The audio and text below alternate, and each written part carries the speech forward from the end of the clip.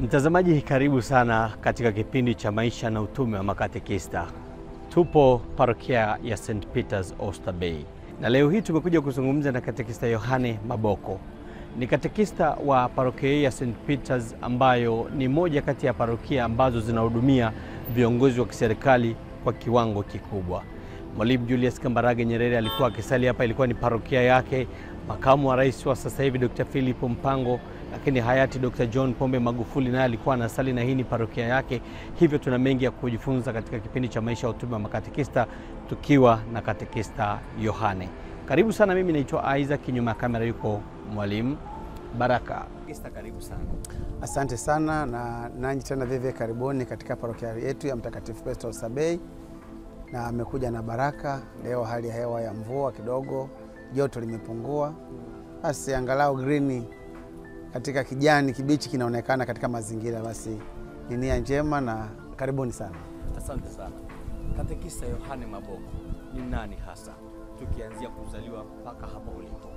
Sawa, katekista Yohane Maboko nimezaliwa katika mkoa wa Kigoma, kijiji cha Kalenge. Ilikuwa ni wilaya ya Kigoma vijijini. Hivi sasa tumepata wilaya mpya, ni wilaya ya Uvinza. Parokia yangu ni parokia ya Kidahwe. Ndipo nilipopata komunio ya kwanza na kipaimara. Na ni mtoto wa kwanza kati ya watoto 11. Kwa marehemu mama tupo watatu, na wengine ni kwa mama yetu mdogo, mama mlezi. Hivyo mimi ni mtoto wa kwanza. Na makuzi yangu ya awali nimekulia katika kijiji cha Kalenge na kigango cha Kalenge, mkoa wa Kigoma, jimbo la Kigoma. Na masomo yangu, elimu ya msingi nimepata shule ya msingi Kalenge, na baadaye baada ya masomo elimu ya msingi nilikwenda shule ya seminari nikasoma, na baadaye tulisimamishwa kulingana na taratibu za masomo ya seminari. Tukiwa kidato cha 3 tukawa tumesimamishwa, tunaitwa kukatwa miguu. Basi baada ya hapo mwaka 89 kuelekea 90 nilikuja hapa Dar es Salaam katika kupambana kutafakari, nikiwa bado na yale maumivu ya kusimamishwa seminari, nikiwa na tafakari nini nifanye, kwa sababu toka awali malengo yangu makubwa yalikuwa ni wito wa upadri. Na katika makuzi yangu nilikuwa ni mtumishi wa Rutale, ambao nilikuwa na malengo ya kufikia daraja takatifu la upadri. Kumbe baada ya yaliyotokea huko seminari, kwa kweli nilikuwa kama nimekata tamaa na kila kitu. Hata nilipokuja Dar es Salaam nikamwambia bana, naendelea na masomo. Mimi nilikataa, nikasema basi sitaki tena mambo ya masomo. Lakini basi mwaka wa 93 nilianza kuitwa katika maisha ya vikundi vya kiroho. Ni huko nyuma nilianza hata kanisani kidogo, nilikuwa nakuja Jumapili kwa Jumapili tu, ile kama kijana, kuwa mtumishi, kuwa kwenye umoja wa vijana. Kwa kweli nilirudi nyuma kiimani, hamu ilipotea. Lakini mwaka 93 kuelekea 94 nilianza kurudi, nikawa kidogo naonekana kanisani mara kwa mara. Lakini pale pale tu nikawa nimepewa majukumu ya kibiashara na mama yangu mlezi hapa Dar es Salaam. Yeye akawa ameondoka kuelekea Marekani, akasema basi nakukabidhi biashara uzisimamie, lakini unasimamia lakini itakuwa kama za kwako. Biashara ikawa na sasa ni mambo ya urembo, saluni za kike. Nilikuwa na saluni ya kike hapo Regent Estate, saluni ya kike hapo Msasani, Wanja Magunia na Mwanyamala. Kumbe nikajikita kusimamia mambo ya biashara za masuala ya urembo, ambao nimeenda nayo mpaka mwaka 95 96. Kibaadaye wito nikasikia tena naitwa mpaka 95 96. Ni kulikuwa na movement ya kanisa Katoliki ya vijana inaitwa Youth Alive Club, na ilikuwa kweli wakati huo mwaka 95 96 Youth Alive Club ambao tulikuwa tunaita ni klabu ya vijana hai, ilikuwa moto moto kweli kweli. Basi na mimi nikajiunga, na nilivyojiunga tulienda kwenye semina za makuzi ambazo zilikuwa zinafanyika Mbagala Spiritual Center, ambayo ilikuwa inaendeshwa kwa muda wa wiki 2.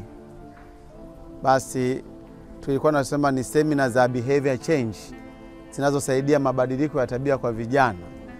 Kumbe nilipokwenda pale Mbagala Spiritual Center, tulikuwa vijana karibu nadhani si chini ya 200 ambao tushiriki hiyo semina ya makuzi ya kiroho ya mabadiliko ya tabia. Baada ya ile semina kwa kweli nilibadilika. Tulikuwa wakati huo grupu letu tulikuwa na kina Regina Mwalekwa, tulikuwa na huyu mama mkuu, dada wadogo, Sister Filomena. Katika makuzi yale alitusaidia kwa kweli kutoa vijana ambao walikuwa kwa mabadiliko. Nilivyorudi hapa parokiani St. Peters, kweli moja kwa moja mabadiliko yale yalianza kunikamata. Nikarudi nikajiunga na chama cha Moyo Mtakatifu wa Yesu. Nikajiunga na kwaya ya Moyo Mtakatifu wa Yesu hapa St. Peters. Kwa nikarudi nikawa kijana kweli moto. Na katika kurudi basi kutafakari maisha ya makuzi ya kiroho kama kijana, nalifanyia nini kanisa, na nafasi yangu kama kijana naitumikiaje kanisa kuonyesha uhai wa Injili katika maisha yangu ya ujana. Basi pale tulianza program na ndugu yangu Catres Theodore Abdalla, ambao tulikuwa wote Youth Alive Club. Hapa kwetu umoja wa vijana parokia ulikuwa umekufa, haupo. Tukaanza kuhuisha, kuimarisha umoja wa vijana parokia Mtakatifu Petro, na tukaanzisha na programu nyingine inayoitwa Elimu ya Malango, inayosaidia kuwasaidia vijana kufahamu makuzi yao, mabadiliko yao, nafasi yao katika kanisa, nafasi ya vijana katika familia, nafasi ya kijana katika taifa. Programu hiyo tukaianzisha. Tulikuwa na nesi mmoja wa Mwanyamala, lakini ni muumini wa parokia Mtakatifu Petro Oysterbay. Alikuwa ni mkazi wa Msasani, na yeye alikuwa ni mbobezi wa masuala ya elimu ya afya ya vijana. Tukashirikiana naye kuanzisha programu ya Elimu ya Malango, ambako tunafanya kila Jumamosi ya mwisho wa mwezi. Tunakutana na vijana katika ukumbi wa parokia kwa muda wa masaa 3-4. Tunatoa mada mbalimbali za kuhusu makuzi ya vijana. Kumbe baada ya kuendelea mwitiko kwa mkubwa, mwaka 96 basi nyota ikaonekana. Nikaalikwa kuteuliwa kushiriki kongamano la vijana kwa mwaka 97, kongamano la vijana kimataifa ambalo lilifanyika Spain. Na mimi nikawa miongoni mwa vijana ambao tuenda kushiriki ile kongamano, ambao kwa kweli ile kongamano tulifanya ziara na kwenda kutembea sehemu takatifu. Tuenda kuangalia Rudi pale Ufaransa. Kwa nilizidi kuimarika kiimani na kukua kiimani baada ya kuona wenzetu wanaishije, mataifa mengine wanaishije, nafasi ya vijana katika kanisa la leo la miaka ile. Kwa hiyo nilivyorudi katika kongamano nilizidi kuimarika. Wakati huo ninapozidi kuimarika, vile nikajiunga na movement nyingine ya Focolare movement, ambayo ilikuwa na yenyewe mlezi wake alikuwa ni mlezi wa Youth Alive Club, marehemu Father George Mario Lwa, ambaye alikuwa ni padri wa shirika la White Fathers. Kwenye maisha ya Focolare ilinisaidia vile kwenye yale makuzi ya kumfanya kijana ajitambue, na tukimkumbatia Yesu mwachika, na tukitafakari kazi ya Mama Maria. Basi katika kuishi na kwenye Focolare nilianza kushiriki mikutano ya kifokolare ya hapa nchini na pamoja na Kenya, Uganda, ambayo ilikuwa tunaita Maria Pauls. Maria Pauls kwa tunafanya makongamano ya wiki, tunakaa pamoja kama wana fokolare. Hapo bado hujawa katekista? Hapo bado sijawa katekista. Lakini wakati huo ule wito wa awali unaanza kurudi kuamka, ile hali ya kukata tamaa inatoweka na kusema kumbe naweza kufikia malengo yangu ya kuwa katika utumishi wa kanisa. Basi tukiwa tunaenda kwenye malezi ya Focolare na utume wa Moyo Mtakatifu wa Yesu hapa parokiani, utume wa vijana hapa parokiani tumeshaanzisha, na kwaya. Basi Fokolare ilinipa fursa za kuwa kuna kushiriki Mariapolis hizi za kifokolare, Nairobi, Kampala, Iringa na hapa nchini, ilinisaidia kwenye kuimarika katika makuzi ya kiroho. Basi kati naendelea na makuzi hayo ya kiroho na kuendelea na utume, ndipo nakumbuka mwaka 98 baba marehemu Father Muba akiwa paroko hapa St. Peters Oysterbay alituma ujumbe wakisema kwamba kuna kitu anakiona katika maisha yangu na wananiita kuwa katekista. Basi nilipopata ule ujumbe niwaambia basi na mimi ngoja nitafakari, bado sijafikia maamuzi. Basi kaendelea, lakini kanaendelea na utume wa kanisa, yale masuala ya semina za vijana hapa parokiani. Wakati huo biashara za saluni zinaendelea. Lakini wakati huu hata mama mlezi kule Marekani ananiulizia, na mimi nikaa namwambia mama, mimi kwa pamoja na biashara nahitaji kurudi kanisani kwenye maisha ya utumishi. Hapo kidogo alikuwa hanielewi, ananiambia ukienda kwenye mambo ya utumishi utapoteza mwelekeo wa maisha yako. Kwa hiyo achana na hiyo biashara. Na mimi bado nawiwa. Basi nikaenda, mama nimekusikia, lakini naendelea kusimamia biashara za saluni, nilikuwa na wafanyakazi. Mimi nilikuwa ni kumonitor, kusimamia, kuangalia mahitaji na acha. Kwa hiyo kama inatokea ni safari na safiri, naweka mikakati yangu, nakuta mambo yanaendelea vizuri. Basi katika mwaka 99 ilikuwa mwezi wa 5, nikapata wito wa kushiriki kongamano la kimataifa ambalo lilikuwa linafanyika nchini Italia.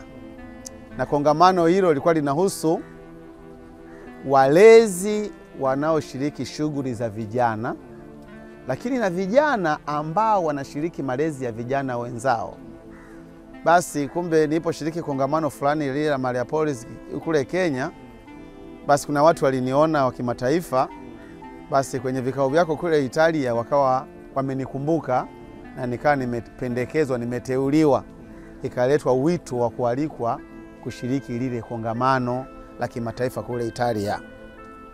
Nikaalikwa, basi akasema ile kongamano la kimataifa na wewe basi unaalikwa kuandaa mada ambao utawashiriki utaitoa kwenye kongamano, kwamba kama kijana Mwafrika Mtanzania ni mambo gani unashiriki, shughuli gani katika kupambana kukuza malezi ya vijana na kuwafanya vijana hawa waweze kuwa na dira iliyo njema kwa mataifa na kwa taifa la Mungu.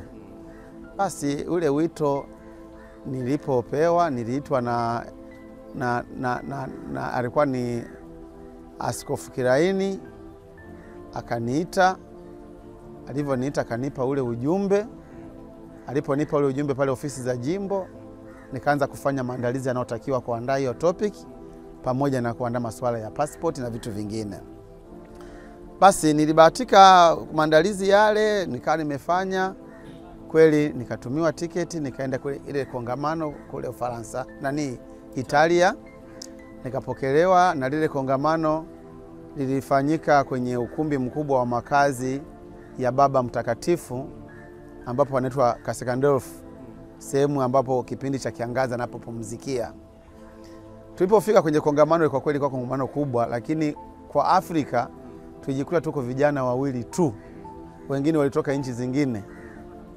Nilimwona padri mmoja kwenye kongamano alikuwa ni kutoka South Africa, lakini alikuwa ametokea Ubelgiji, na padri mwingine kutoka jimbo la Bukoba anafanyia kazi Australia. Ndio hao naweza kusema wa Afrika tulikutana, lakini wakitokea kwenye hizo nchi.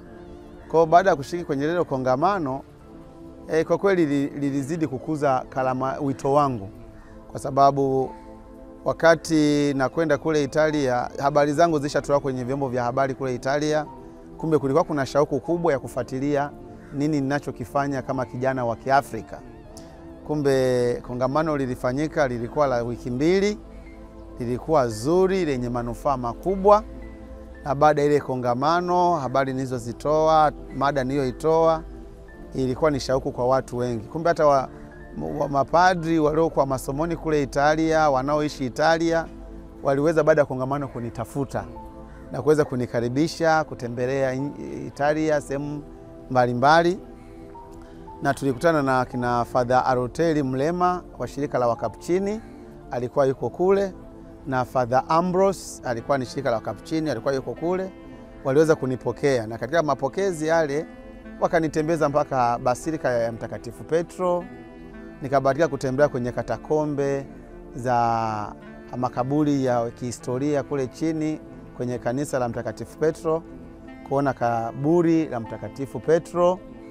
Nikatoka pale nikaenda kwenye Basilika ya Yohane Mwinjili, na kwenye nikaona mpaka kaburi ya Mtakatifu Yohane Mwinjili, ambayo Yohane Mwinjili ndio somo wangu, na niliguswa zaidi kuona kaburi ya Mtakatifu Yohane Mwinjili, kusali katika lile kaburi. Kwa nilizidi kuimarika kiimani. Nikatembea kwenye Basilika veve ya Maria Maggiore, Basilika ya Bikira Maria, na kwenye pale nikabahatika kusali pale, kutafakari, nikatafakari pale. Baadaye tulikwenda kwenye kanisa la Mtakatifu Paulo nje ya mji wa Roma kule, na kwenye kuona alipo masalia ya Mtakatifu Paulo yalipozikwa kwenye basilika aliyoisimamia ujenzi wake. Kumbe pale nilizidi kuimarika wito wangu, na baada ya kurudi kule, kwa kweli sasa niliamua kwamba sasa naacha yote, narudi kumtumikia Mungu. Kule nilipoenda kwenye maisha fokolale, na kwenyewe huwa nakaribisha mito. Kama ni mwana fokolale lakini unagusa kuitwa kuwa padri, unapewa nafasi. Lakini kabla sijafikia maamuzi, nikatafakari, nikasikia sauti ya Mungu, basi unahitaji kumtumikia Mungu katika wito ndani ya kanisa kama katekista. Kumbe ule wito niliopewa parokiani hapa Oysterbay na paroko wangu Father Muba, ambao sasa ni marehemu, ni hivyo rudi ni utafakari upya na kuamua sasa kwamba sasa ndimi mtumishi wa Bwana, nitendewe kama ulivyo nena. Sasa wakati huo nishafanya training mbalimbali za kuwa facilitators wa masuala ya malezi ya vijana kwenye Youth Alive, lakini vile vile nikawa kwenye wakati huo tumeanza kuanzisha Pasada. Kwenye Pasada nilikuwa nimeshaanza kuwa mwelimishaji rika ambao nafanya kazi za kijamii. Kwa hiyo nilikuwa tayari knowledge ya masuala ya elimu za kufundisha na maisha ya kiroho nishaanza. Kumbe baadaye mwaka 99 nikaripoti rasmi kama katekista hapa parokiani Oysterbay, nikiwa naanza na maandalizi. Nilivyoanza kuanza malezi ya ukatekista, na vile vile nilianza kuanza malezi ya ukatekista nikiwa kazini. Kulikuwa na training za makatekista zinazoandaliwa hapa jimboni kwa wale makatekista ambao hawajapata nafasi za kwenda vioni. Na nilienda training ya kwanza ilifanyika Kilimahewa. Na ile training ya kwanza ilipofanyika Kilimahewa, wakati huo mkurugenzi wa makatekista alikuwa ni Father Steven Nyilawila. Basi nilifanya vizuri na nikaonyesha ni mwanafunzi ambao nimejitahidi. Baadaye kukaanzisha training ya pili ambayo ilikuwa inaratibiwa na idara ya katekesi jimbo pamoja na seminari ya Segerea, ambao ilikuwa inafanyika pale Segerea seminari. Wale makatekisa ambao hawajabahatika kwenda kozi ndefu, wanaomba shafanya kozi fupi na wameonyesha mwanga, waanze kupata training pale. Kwa tukawa tunafanya training za miezi mitatu kipindi pale wanafunzi wanapofunga wa seminari pale Segerea seminari. Nakumbuka mwalimu wa kwanza mmoja hapo leo nitia nguvu alikuwa ni marehemu Msinyori Mbiku, alikuwa ni katika wafundishaji wa ile training pale. Lakini alikuwepo na marehemu Father Mwanampepo Marema, na yeye alikuwa ni mkufunzi, alikuwa ni mwalimu wa pale seminarini, lakini basi kwenye hii kozi na yeye alikuwa ni sehemu ya wakufunzi. Kweli nikashiriki training pale kwa awamu zote pale, na mwaka 2000 tulimaliza ile kozi na nikatumwa rasmi pale tulifanyia adhimisho la misa ya kutumwa katika seminari ya Segerea, na tulikuwa na baba mwadhama Polycarp Kardinali Pengo ndiye aliyeadhimisha adhimisho lile na kututuma rasmi kutumikia katika shamba la Bwana, na nikarudi kuendelea na utume wangu katika parokia yetu ya Mtakatifu Petro Oysterbay. Hapo biashara umeachana nayo? Hapo biashara ilikuwa inaendelea, lakini mwaka 2000 kwa mwezi wa 6 nikawa sasa natakiwa niache, kwa sababu mwaka 2000 niliambiwa sasa nihamie kwenye nyumba ya kanisa na nikawa ni furu sasa katekista. Kwa pale nikampigia mama mlezi kule Marekani kwamba mimi biashara naacha, na kwa sababu nikabidhi vimenisaidia kwenye mzunguko wa maisha yangu, lakini mimi naomba nisifunge, labda niteulie nani nimkabidhi aweze kuendeleza. Mama mlezi kwa kweli toka siku ile alisema kuanzia leo tusijuane, kwa sababu naona unapoteza mwelekeo wa maisha yako na utakufa masikini. Nilikuwa na mpango nikukaribishe na wewe uje huko Marekani uishi huko basi tena. Na mimi nimwambia kwenda kuishi Marekani si kitu, kama ni Ulaya nimebahatika kutembea, yote ni maisha, lakini na imani ndoto yangu ya kumtumikia Mungu nikiwa hapa Tanzania itakuwa ni bora zaidi. Kwa hapo biashara nikawa nimeacha biashara za mambo ya urembo ya saloni. Katika mazingira haya ambayo nimeshamwambia mama mlezi, na baada hapo alikuwa kuna shemeji yetu yuko hapa, alikuwa anakaa Mwenge, nilimuona na nikamkabidhi. Basi nikawa nimeendelea na utume wangu. Zinaendelea mpaka leo? Mpaka sasa zile biashara walishafunga. Kwa sababu familia yote walihamia Marekani, hata shemeji alikwenda Marekani. Ndio. Asante sana. Kwa basi baada ya kuendelea na utume wangu nimefanya kazi katika parokia ya Mtakatifu Petro toka mwaka hiyo 2099 mwishoni kwenda 2000, na katika utendaji huo ilipofika mwaka 2010 niliteuliwa na serikali ya mtaa ya Oysterbay.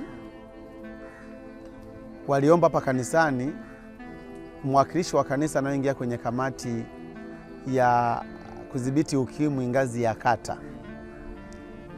Kumbe baba paroko wakati aliokuwepo akaniteua mimi niwakilishe taasisi ya kanisa parokia yetu kupeleka liji na serikali ya mtaa wa Oysterbay, ambalo sasa nilikuwa nawakilisha sasa mtaa wa Oysterbay kwenye uwakilishi wa kata. Na niliposhiriki kwenye kamati ya ukimwi ya kata ya Msasani, basi tulishiriki mkutano wa wilaya ambao ulikuwa unajumuisha wawakilishi wa dini kutoka kwenye kata zote za wilaya ya Kinondoni.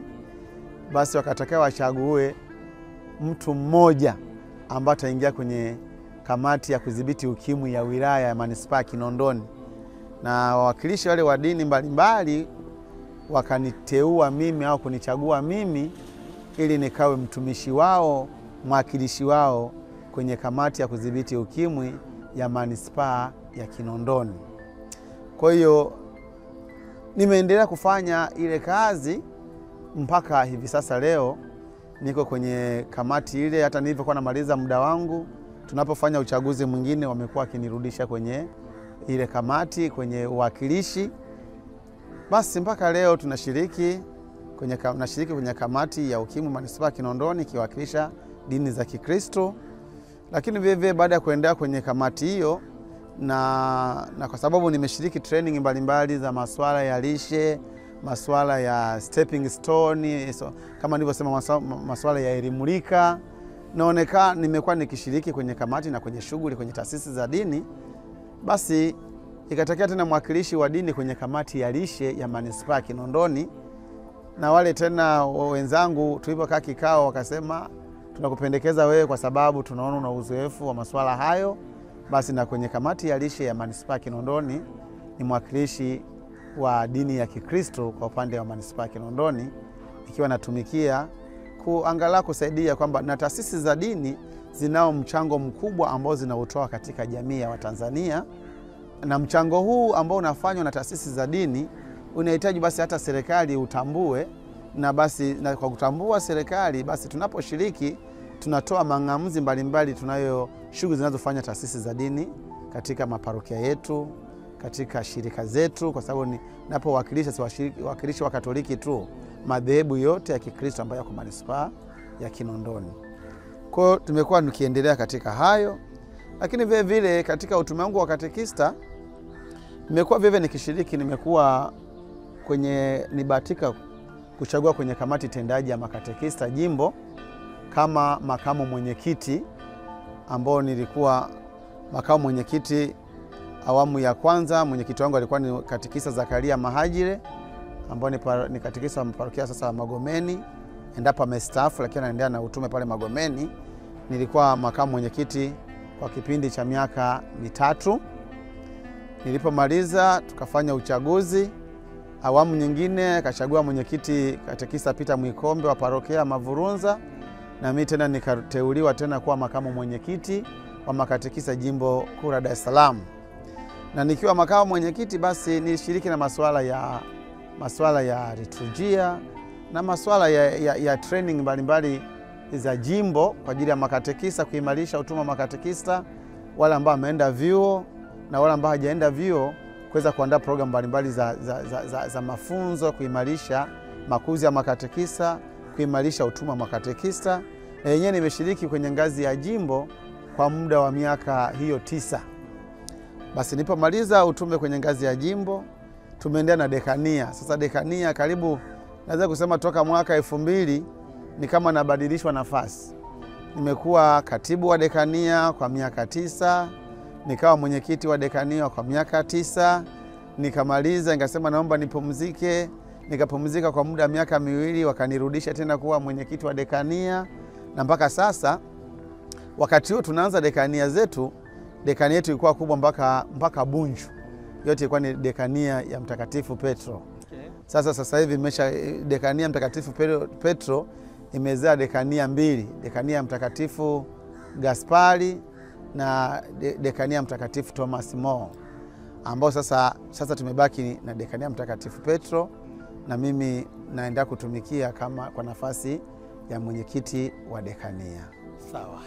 Asante kwa safari hiyo, hakika lipo jambo la kujifunza. Sasa turudi kwenye uongozi wa parokia na namna ambavyo parokia ya St. Peter's Oysterbay imekuwa ikifanya kazi. Ni parokia ambayo viongozi wengi wa kiserikali wanasali hapa. Ndiyo. Hebu tuambie, ni parokia ambayo iko kwenye mazingira gani, ikizingatia tayari una miaka 25 kwenye parokia hii kama katekista? Amina. Kama katekista na kama utume wangu katika parokia hii, na kweli katika jimbo kuu la Dar es Salaam, hii wanaita ni parokia kubwa. Ni parokia kubwa si kwenye ukubwa kwa wakazi wake, lakini kubwa kwenye title la jina kama Oysterbay, lakini vile vile ni parokia ambayo imebeba aina ya makundi yote ya waamini. Kwa mfano parokia yetu ina makundi ya sehemu tunasema za watu wazito ambao tunasema Masaki, Oysterbay, Mikocheni B. Mikocheni B ni siku hizi imegawanyika. Kabla ya St. Martha ilikuwa lile ni eneo la parokia Mtakatifu Petro. Baada ya kutokea parokia Mtakatifu Martha, kwa hiyo pale Mikocheni B ilimegwa na kurudi eneo la St. Martha. Lakini ukienda Mikocheni A kuna eneo la Sikwata area pale ambalo lina watu wa kawaida, wa chini wa kawaida. Ukienda Msasani kuna Msasani ya 2, kuna Msasani kwa Mwalimu Nyerere, lakini kuna Msasani Mikoroshini. Msasani Mikoroshini ni eneo la Sikwata area, lina watu wa kawaida kabisa, wa hali ya chini kabisa. Wapo mpaka wenye hohehae wapo. Kumbe tunapozungumzia eneo la St. Peter's limechukua makundi yote ya watu. Kumbe kama katekista wa mahali hapa, basi tunaalikwa kuhudumia makundi yote, wale wasomi wa hali ya juu na wa hali ya kawaida na wa hali ya chini. Wakija hapa kama katekista, ni wajibu wangu kuwahudumia. Kumbe kama kuwahudumia, basi unahitaji katekista na wewe uwe umeimarika zaidi katika masuala ya utume na kuelewa angalau kile unachopaswa kukifanya. Na ndio maana katika makuzi yangu nikiwa miaka ya 2005, 2007 kuendelea, nilienda kujiimarisha kielimu, kuchukua kozi ya diploma ya katekesi ambayo ilikuwa inaendeshwa na chuo cha Salvatorian Institute, ambayo sasa ni chuo kikuu kishiriki cha Mtakatifu Agustino hapo Morogoro. Na nilishiriki ile kozi kwa awamu ya 3 kwa miaka 3, nikawa nimefanikiwa kuhitimu masomo yangu ya diploma ya katekesi, ikiwa ni sehemu ya kujiimarisha kwamba napohudumia watu wa Oysterbay, basi na mimi kweli niweze kufiti kwenye mazingira ya Oysterbay. Kwa hiyo hivyo basi changamoto labda zinapojitokea kwenye utume kama nilivyosema. Hapa tunaposema Oysterbay, basi wapo wengine mpaka wale masomi wa hali ya juu. Na hao hali ya juu wapo wengine wamesoma mpaka kwenye ngazi za kanisa, wamesoma mpaka maseminari kuu. Walitaka kuwa wameshakuwa mafrateli, wanakaribia karibia kuwa mashemasi, ikashindikana, wakarudi kwenye maisha mengine ya kijamii, ni wafanyakazi wa serikali au makampuni mbalimbali. Lakini hao wanaporudi inabidi warudi hapa kanisani kama waamini, tuwahudumie. Na unapowahudumia kuna kipindi sasa wanakuja kwenye semina, semina za makuzi ya kiroho, semina za ubatizo, wanapotaka kubatiza watoto. Lazima kama katekista mwana Oysterbay uwaimarishe hao. Sasa unapowahudumia watu kama hao, unatakiwa kweli uonyeshe neema ya Mungu ikutie nguvu, uwe sawa sawa. Lakini vile vile na ukiwa sawa sawa kwa maongozi ya Roho Mtakatifu, hofu isiwepo.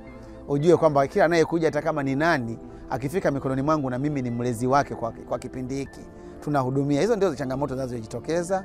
Lakini changamoto zingine ni watu wengine kulingana na title zao. Tunapoweka utaratibu ule wa kikanisa kwamba lazima washiriki jumuiya ndogo ndogo, anapotaka huduma, anataka kuja kwa kutumia title yake, asipitie kwenye jumuiya. Sasa na wewe unabidi usimame umwelekeze kwamba bwana, kweli nakufahamu, ni kweli muumini hapa, lakini utaratibu wetu iko kupokea, lazima mpite kwenye jumuiya ndogo ndogo za Kikristo, wakutambue, wakupe fomu, wakujazie fomu juu ya hitaji unalolihitaji, uweze kuja hapa tukuhudumie, na au kuja kwa paroko kuhudumie. Basi hizo zimekuwa changamoto, lakini tunapokaa vizuri na kuwaelewesha, kwa sababu na wao ni waelewa, basi wanaelewa. Kama alikuwa hajajengi kwenye jumuiya, unamuunganisha na jumuiya ya mahali anapoishi. Akishaungana basi huduma zinaendelea, na yeye anafurahi, anasema umenisaidia kujiunga na jumuiya, nimeweza kujiona na majirani, na nimeweza kujifiri kwamba niko nyumbani katika familia takatifu ya Kanisa Katoliki. Basi mambo ni kama hayo. Mwalimu Julius Kambarage Nyerere alikuwa anasali hapa. Ndio. Lakini hayati Dr. John Pombe Magufuli alikuwa anasali hapa. Ndio. Kwa baadhi ya nyakati. Lakini makamu wa rais, ambapo hapa St. Peter's Oysterbay ni jirani kabisa na makamu wa rais, naye anasaliji hapa kwa nyakati tofauti. Hebu tuambie wewe kama katekista mahali hapa, ni namna gani ambavyo anakuwa busy wakati kukiwa kuna viongozi wa serikali kama wanaosali hapa, na ni kwa namna gani pia mnavyohudumia wao? Ni kweli kwa kawaida, kwanza Mwalimu Julius Kambarage Nyerere nilimfahamu, nilimuona kwanza hata kabla sijawa katekista. Baba wa taifa Mwalimu Julius Kambarage Nyerere alikuwa ni muumini wa hapa, na aliyekuwa anapenda kusali hata misa za Juma. Saa 12:30 alikuwa anafika kanisani, anashiriki misa, ndipo anakwenda ofisini. Na benchi lake alipenda kukaa pale benchi la kwanza, sasa hivi wanapokaa wanakwaya. Na hata akiwa kwa mfano anataka kusafiri safari ya kikazi, alikuwa hawezi kusafiri, lazima aje hapa muone paroko, aombe baraka ya safari na aanze safari. Na alikuwa karibu kweli na utume wa wanakanisa. Nakumbuka miaka hiyo wapo hata makatekista waliokuepo walifundisha baadhi ya mafundisho watoto wake, na kulipotokea nafasi za vyuo vya walimu wa serikali, kuna baadhi ya makatekista hapa alibahatika kuwachukua kuwapeleka wakasomee walimu wa shule hizi za umma, na akawaendeleza na wakawa walimu katika shule za serikali, akisema kwamba makatekista wakiwa walimu katika shule zangu za serikali nisaidia kusimamia mambo ya vipindi vya dini mashuleni, lakini na kuimarisha maadili katika kada ya walimu. Na kwa hivyo ilikuwa ni kiasi gani mwalimu baba wa taifa alikuwa karibu na parokia yetu, mpaka umauti na mkuta alikuwa ni muumini wa parokia ya Mtakatifu Petro ambaye alikuwa anashiriki vizuri. Na kiuongozi wakati wa baba wa taifa ni kawaida tu, mambo ya protocol, kama anakuja kiongozi basi mnapewa taarifa, mapokezi yanakuepo kama kawaida.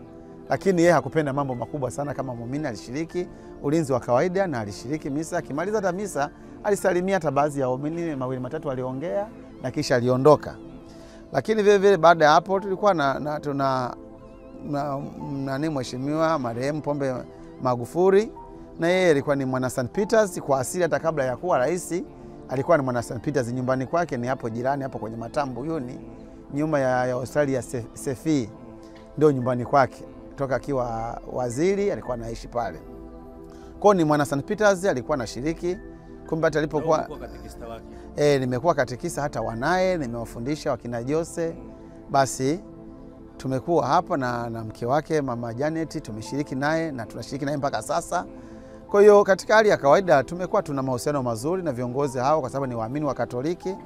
Na basi kwa taratibu ni zile zile, tunapokuja kusali tunafahamu anakuja, anapokelewa na anashiriki maisha kama mwanafamilia wa St. Peters, na baada ya liturujia ya misa basi tunaagana na anaondoka.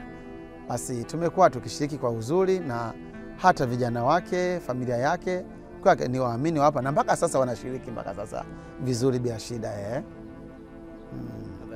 Kadhalika na makamu wa rais mpaka sasa nasali, labda sasa hivi baada ya makao makuu ya serikali kuhamia Dodoma, anaishi Dodoma, lakini anapokuja hapa Dar es Salaam, na kwa sababu makazi yake ni eneo hapa la St. Peters, basi anashiriki. Na yeye vile vile ni Mkristo ambao kwa kweli ni muamini mzuri. Akiwa hapa Dar es Salaam, hata misa za Juma katikati ya wiki, Mheshimiwa Mpango anakuja anashiriki adhimisho la misa takatifu, na siku za Dominika basi anashiriki akiwa hapa Dar es Salaam. Kumbe na yeye ni mahusiano mazuri, na kwa sababu tunasema kanisa ni moja, na wao kwa sababu ni waamini wa Katoliki wanaojitambua, hata wanapokuja kwa kweli nafasi zao wanazishusha, wanakuja kama waamini.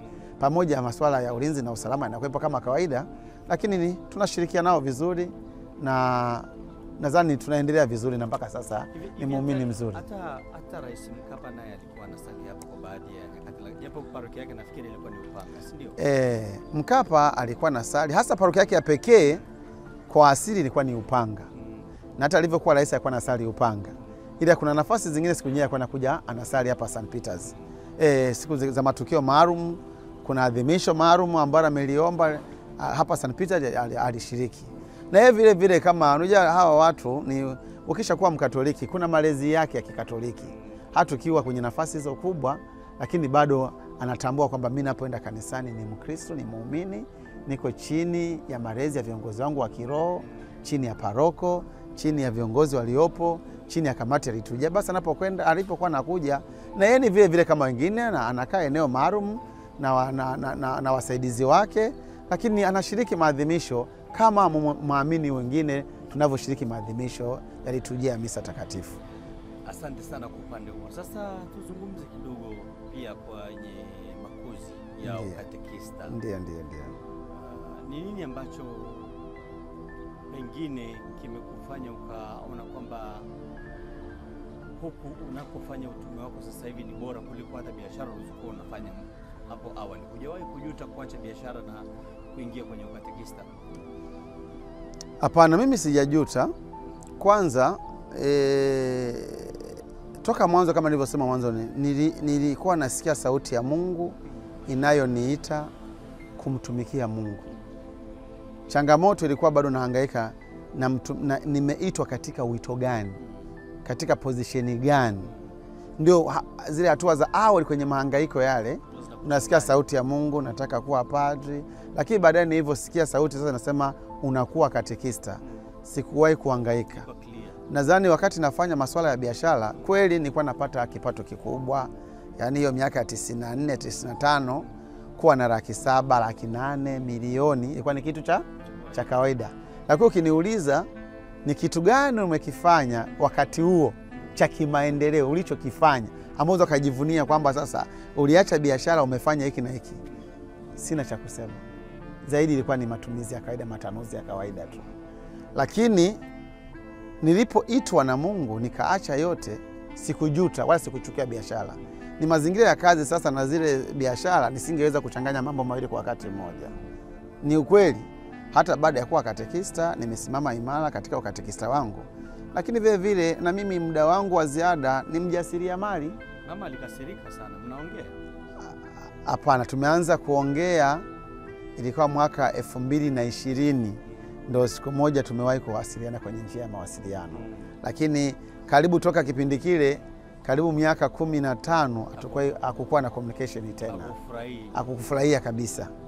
Na tulianza kuongea baada ya kusikia kwamba nimeoa, ndio alianza kidogo kuchati na mimi, lakini sio kwa uzito kama yule wa zamani. Lakini mimi hiyo haikuwa shida kwangu, kwa sababu hata Yesu mwenyewe alisema ndugu zangu ni wale wote wanaofanya mapenzi ya Baba yangu. Na mimi kwa kujiunga kuishi katika utume wangu wa katekista, huku nimekutana na baba zangu, nimekutana na mama zangu, nimekutana na dada zangu na kaka zangu, na bado Mungu amezidi kunifungulia milango. Kama ninavyosema, pamoja na kuwa katekista, bado na mimi ni mjasiriamali. Nashiriki masuala ya kuuza visakramenti, mambo ya Biblia, rozari na vitu vingine, napata riziki. Lakini nje hapa vile vile nashiriki ya ujasiriamali. Mimi na nyumbani kwangu na duka genge. Na genge nauza masuala ya nyanya, nini, mboga mboga na vitu vingine, lakini na kiduka ambacho kinanipa riziki ya mahitaji mbalimbali ya majirani. Lakini vile vile na banda la kuonyesha mpira ambao na yeye angalau mechi tafu za kimataifa za hapa nchini, riziki inapatikana. Kumbe bado morali ya kibiashara kwa mtindo huo ya ujasiriamali mdogo mdogo ninashiriki ili kuzidi kujipatia kipato cha kusimamia familia yangu, kwa sababu na mimi ni baba wa familia. Watoto wanahitaji waende shule. Mimi na watoto 4 wanahitaji waende shule, wasome na vitu vingine. Kumbe lazima kupata hapa na hapa kidogo maisha yaweze kuendelea kila siku. Mama yao anasuka vizuri. Mama yao anakwenda vizuri, mke wangu anasimamia vizuri, na yeye vivyo ni mjasiriamali. Anajishughulisha na masuala ya pharmacy, mambo ya madawa. Basi naye kwenye uwanja wake anapambana, akipata 200 na mimi nikipata 200, tukiweka pamoja maisha yanaendelea na familia tunaisimamia kuiendo. Mama angepata nafasi ya kusikiliza mahojiano sasa hivi, ungemwambia nini?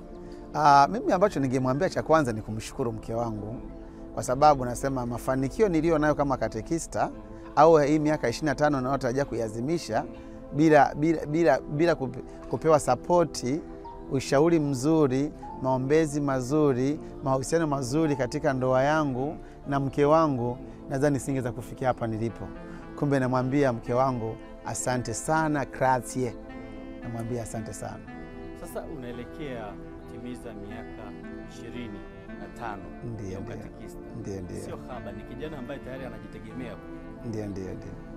Hebu tuambie, ni nini ambacho unakiona makatekista vijana hawakifanyi sawa sawa? Cha kwanza ninachokiona, labda ninachowaasa makatekista vijana, wapo vijana wengi ambao wamekuja katika mitazamo ya aina mbili.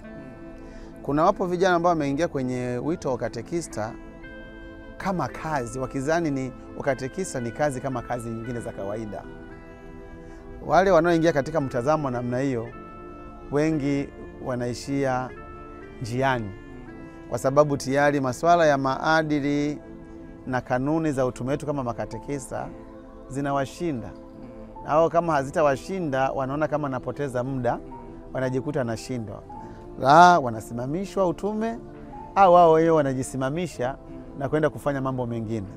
Lakini kwa kijana ambaye ameingia kwenye utume wa ukatekista kama wito na akapata maandalizi kwamba ukatekista ni nini na ni kazi ambayo si ya mshahara pase, kwamba sehemu kubwa ni utumishi. Haya mambo mengine ya kujikimu, ya kukujazilizia mahitaji ya kila siku, inategemea na mahali husika unapofanyia uchungaji wako. Lakini ukitambua hilo, manake katika shida na raha utapambana, utasimama imara katika ngazi ya nafasi yako ya katekista kama mlezi wa taifa la Mungu. Kumbe ni wasihi sasa vijana wanaoingia, wakilitambua hili watasimama imara. Na wakisimama imara katika Kristo, hakuna mtu aliyemtumikia Yesu Kristo ambaye alimwacha kahangaika. Nasema baba na mama anaweza kukuacha, kamwe Kristo hawezi kukuacha, bali atajua unakula nini, unavaa nini, unaishije. Na ndicho ninachowaasa makatekista vijana wanaotarajia kujiunga na waliopo kwenye majiundo na wale ambao wapo kwenye utume, basi wasimame imara katika hii. Na hasa katika jimbo la Dar es Salaam, ni jimbo ambalo kweli lenye watu wa aina mbalimbali, wenye kariba mbalimbali. Usiposimama imara kwenye mstari wa utume wako na maadili ya kanisa, unaweza kujikuta umeenda nje ya reli, wakakuweka mikononi mwa waamini, wakawa ndio wenye sauti kwako, ukashindwa kutekeleza majukumu yako. Lakini ukisimama imara chini ya uongozi wa baba paroko, ambao ndio mchungaji mkuu wa kanisa mahalia parokiani, na chini ya idara ya katekesi jimbo kuu la Dar es Salaam, ambao ndio wanaotusimamia na kutupa miongozo mbalimbali, kwa kweli ukatekista watauonea raha na wataona fahari kwa makatekista. Asante sana katekista. Mimi binafsi ninaelekea ukingoni, pengine utuambie kama lipo jambo ambalo natamani kumwambia mtazamaji hususan katika maisha na utume wa katekista. Kwanza, jambo la kwanza ninalotaka kuambia mtazamaji, cha kwanza mimi kwanza ni shukuru. Ninawashukuru waamini wa St. Peters pamoja na viongozi wangu, marehemu Father Jovenal Rimuba, marehemu Father Valens Muruma, marehemu Msinyori Mbiku ambaye amewahi kuhudumu hapa parokiani, na marehemu Father Valerian Fataki ambao na yeye amewahi kuwa parokiani, niliwahi kufanya naye kazi lakini na kuishi naye kujifunza. Kwa kweli wale Mwenyezi Mungu aweze kuwapokea kwa kazi zao njema walizozifanya, na mimi uwepo wangu wana mchango mkubwa kunilea, kuniasa, kunielekeza nafasi kama katekista kijana mchanga niishi namna gani ili niweze kufikia malengo yangu na kutekeleza utume wangu. Raha ya milele wape Bwana, na mwanga wa milele waangazie, wapumzike kwa amani. Amina. Lakini vile vile ninapotoa shukrani, na shukuru na wana St. Peters wote kwa ujumla, makundi mbalimbali ambao tumekutana nao katika utume. Wapo vijana ambao nimewafundisha, wameshatawanyika sehemu mbalimbali duniani, lakini wote ambao hata huyo kameramani kijana wangu wa mafundisho kuanzia utoto mtakatifu, vipindi vya dini shule ya msingi, mafundisho ya komunia ya kwanza na kipaimara, na yeye basi namshukuru napoona anafanya kazi ya uandishi wa habari, na hiyo ni matunda, naona amechagua fungo lilo jema. Kumbe basi hao wote mimi nawashukuru kwa sababu tumekutana nao katika kufanya kazi utume wangu, na wao ni sehemu ambao wamenisaidia kwenye makuzi yangu ya kiroho kuweza kufikia hapa. Kumbe na mimi popote walipo nasema asante kwa ushirikiano ambao ameonyesha kwangu. Na lingine nao hasa basi jamii ya leo, kwa kweli wanasema mtoto ni malezi. Wazazi wenzangu na wahasa tuwekeze katika masuala ya malezi ya kiroho. Wapo vijana wengi wanapoteza mwelekeo kwa sababu wamekosa misingi mizuri ya maisha ya kiroho. Wakishapokea komunia ya kwanza wamepotea, waonekani kanisani. Wakishamaliza shule zao hawaonekani kanisani. Anayebahatika kufunga ndoa unamwona tena kwenye ndoa, ndo unamwona anarudi kundini. Kumbe jamii ya leo wanaposema mtoto ni malezi, samaki mkunje kingali mbichi. Ni waombe wazazi wote tujitahidi kuwekeza katika masuala ya makuzi ya kiroho kwa watoto. Tuone thamani kuwaleta watoto makanisani, Sunday school, shuleni, kuhakikisha wanashiriki shule, vipindi vya dini mashuleni wanakosoma, tuhakikisha wanapata vipindi vya dini, malezi ya kiroho. Kule ndio kapoanza kuwafinyanga vijana wetu ili waweze kuwa mifano bora, waweze kuwa vijana wa leo na kesho kutwa, tupate kanisa lililo imara na taifa lililo imara. Lakini tukiendekeza kwenye mambo ya dunia, kwenda bichi, kwenda madisco, kwenda kwenye streaming, tukaacha masuala ya imani, tunatengeneza bomu la kesho kutwa au la kesho, ambao watoto watapoteza mwelekeo. Hata thamani kwetu sisi wazazi, hawataona thamani ya wazazi kutulea, kututhamini, kutuombea. Lakini vile vile hata kanisa litakosa watumishi, litakosa waamini, litabaki ni makanisa ambao hayana watu wa kusalia. Kumbe tujitahidi tuinvesti kwa watoto wetu, kuwalisisha tunu za imani zilizo njema, ili tujenge mwelekeo wa Tanzania iliyo bora, Tanzania iliyo imara kiserikali, kijamii, lakini na kikanisa, kupata waamini ambao wako ni waamini bora wanaoonyesha misingi ya imani Katoliki. Asante sana. Katekista Yohane, nikushukuru sana. Asante sana. Na tutakuja tena St. Peters. Karibu sana, karibu sana. Asante sana. Basi mtazamaji, hatuna la ziada kutoka hapa St. Peters Oysterbay. Kumbuka ni kipindi cha utume wa makatekista, tukiwa na katekista Yohana, tukipita kwenye panda shuka zake za utume mpaka hadi halipo hivi sasa. Mimi naitwa Isaac Mziwanda, nyuma ya kamera yuko Mwalimu Baraka ambaye ni mwanafunzi wa katekista Yohana. Tumsifu Yesu Kristo.